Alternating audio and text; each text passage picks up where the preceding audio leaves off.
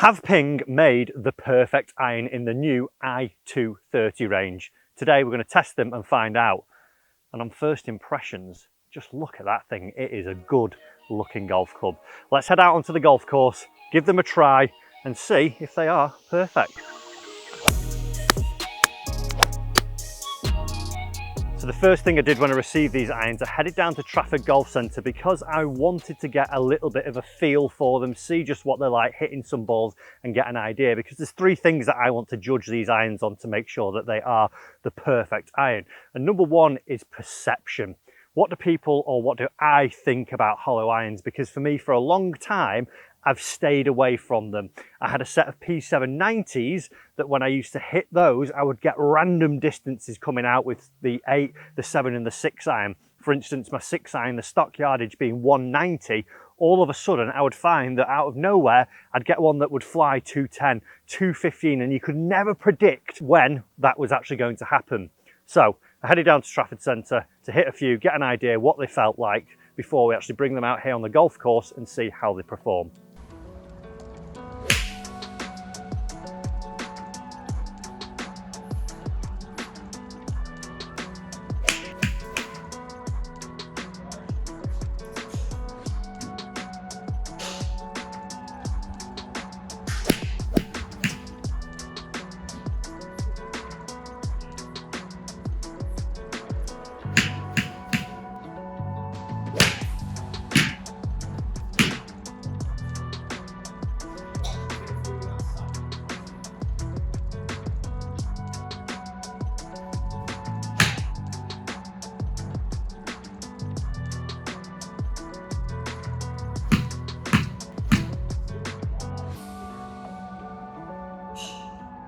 So I've had a hit down at Trafford Centre and they felt good, to be fair. I was interestingly seeing that the flights looked pretty consistent. So we're going to head out now and play a few holes here at La Cala on the Europa golf course. Then I want to do a test on the actual performance, because I think that and the price are the two things that really will influence whether this is the perfect iron. So we're going to start here on the first. I'm going to hit the 6 iron and just get an idea over the next few holes of how the flights are, how the workability is out on the golf course, and then we're going to put them to a little test that I've devised. So let's go. Let's hit a few shots off this tee and see what they are like. We do feel good. We do feel good. Definitely got that workability factor in them. Able to lower that ball flight. Nice that. Let's head down and hit a few more.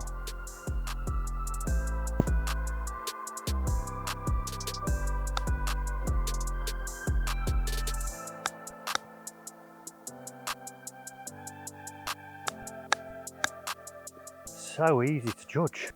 I like that.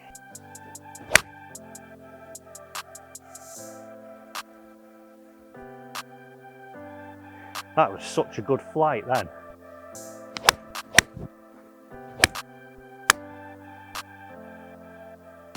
Definitely an air of forgiveness, because that wasn't my best strike.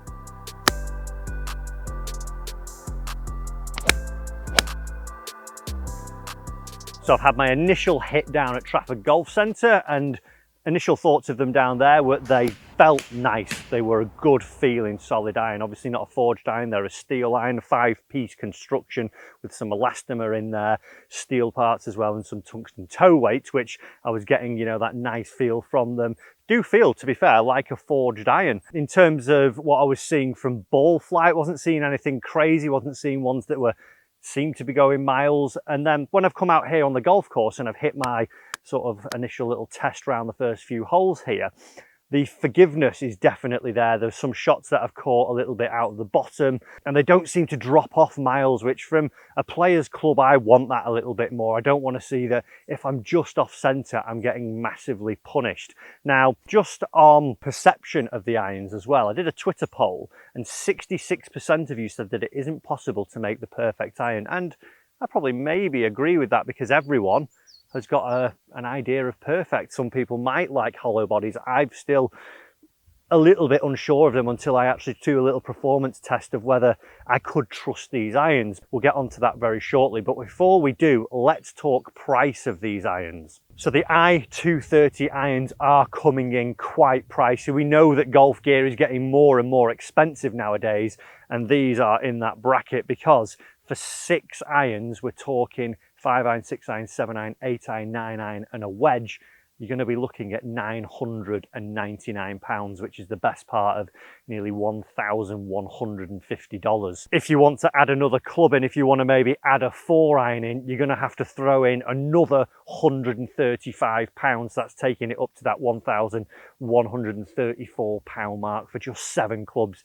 You know, that's the best part of $1,250. So they are on the pricey side. You could actually get maybe the MP25 from Mizuno, which is a hollow bodied iron, for a similar price around that £1,200, and you're getting 4 to wedge in that. It is coming in a little bit pricey. So perception, I think I'm still to have my arm twisted on that. Price wise, depends how everyone's got different budgets, and I think, you know, we're all expecting golf gear to be a little bit more pricey, but I want to do a little bit of a performance test. One of my quarrels with hollow golf clubs is that when you get around the green and I'm faced with a shot something like this where I'm chipping up to a flag here, I'm going to want to have that control. I want to be able to play a chip and run shot and know that it's not go flying off, because if I were to take my wedge here now, one of my issues when I had my P790 is that shots like this where I wanted to play that delicate little bump and run, again, they just came flying off the face. So I'm going to play 5 chips from around this sort of area with a wedge, and then I'm going to play a few longer chip and runs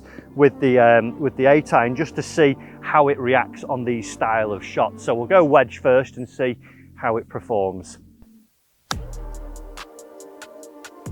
That'd be a nice start if that went in.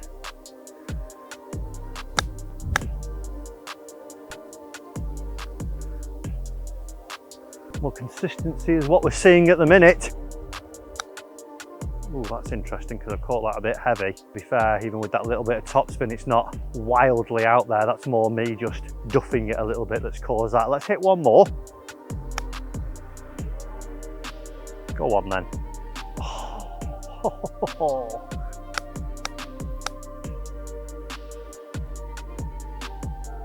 That's consistent. Go that way. Nah.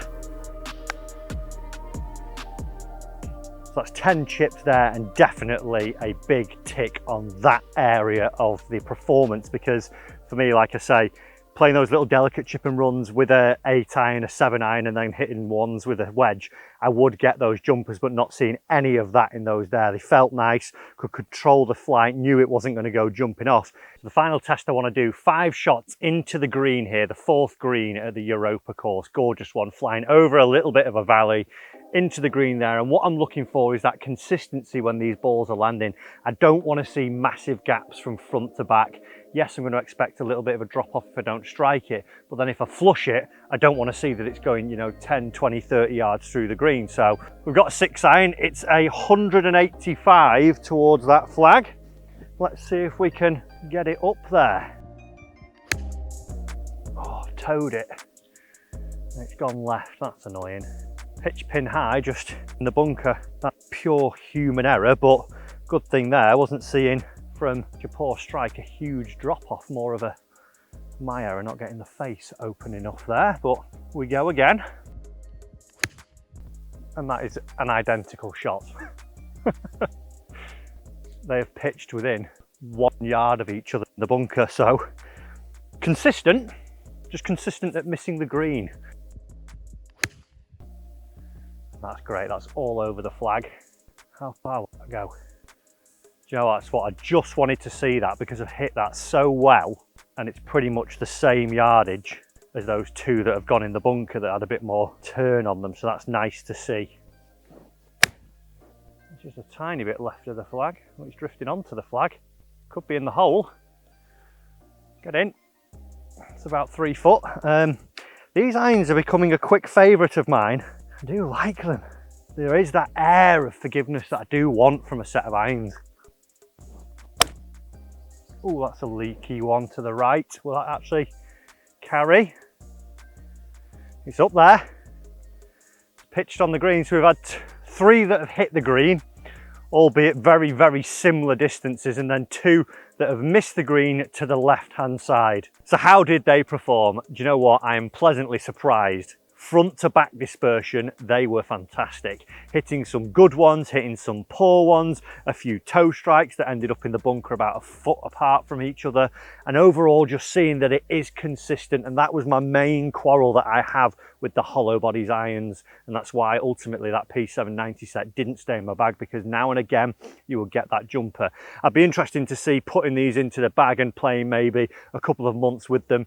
Did that happen? You know, obviously we would want to hit hundreds and hundreds of shots to see that we get a more finite review of that. But from that little testing there, and even when I was down at the driving range and actually hitting some balls there, the launch monitor data showed pretty much what I would expect each club to go for: an 8 iron, a 6 iron and a 4 iron. I was seeing the numbers that I was seeing from my own set. So straight away that put me at ease a little bit, because I thought, oh right, great, well all of a sudden I'm not having to re-equate how far everything goes. My 8 iron does go that 165, and the 6 iron is going around that 195 number, and the 4 iron is going around that 215 number. So yeah, performance wise, definitely happy with them, and those, even those short shots around the green really put me at ease hitting those chips. Definitely seeing that the performance aspect is definitely ticking the box there. They do pass the test. But are they the perfect iron? The answer is no. I think, like the Twitter poll suggested, I don't think we'll ever see a perfect iron, because a lot of people have different ideas of what perfect is. That being said, I think for a hollow bodied iron now, this is the best one I have tried so far. The consistency of that front to back distance, I wouldn't be questioning that at one bit. I hit some great shots in there. I hit some slightly iffy ones. Overall, when I've been testing it, you know, that forgiveness element has been there, and they have produced that consistent distance around the green as well.